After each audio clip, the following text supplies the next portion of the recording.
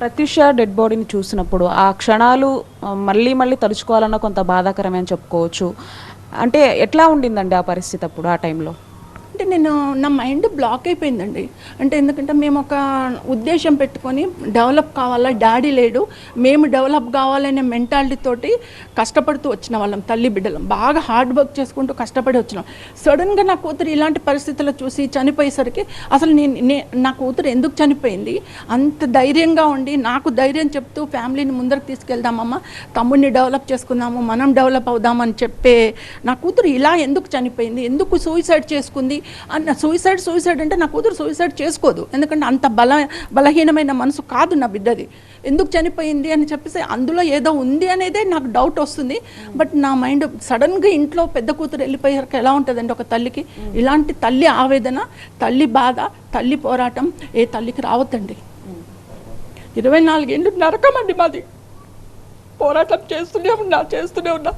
ఏ ఒక్కరు కూడా నాకు వచ్చి ఈ విధంగా నువ్వు న్యాయ పోరాటం చేస్తున్నావు, మేమున్నామని చెప్పి ఒక్కరు చేయూత ఇవ్వలేదండి ఈ రోజు వరకు కూడా. ఏ ప్రభుత్వాలు, ఏ రాజకీయ నాయకులు ఎవ్వరు కూడా నా దగ్గరకు వచ్చి సాయం చేయలేదండి.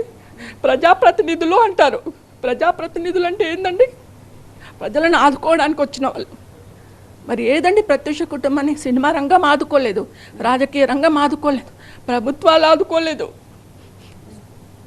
సమాజం ఒక్కటే అయ్యో అంటుంది, అంతేగాని ఒక్కరు కూడా ఏమనుకోలేదండి. దీనికి సమాధానం చెప్పాల్సింది ప్రభుత్వాలు. ఎందుకు ప్రత్యూషను పక్కన పెట్టిండ్రు?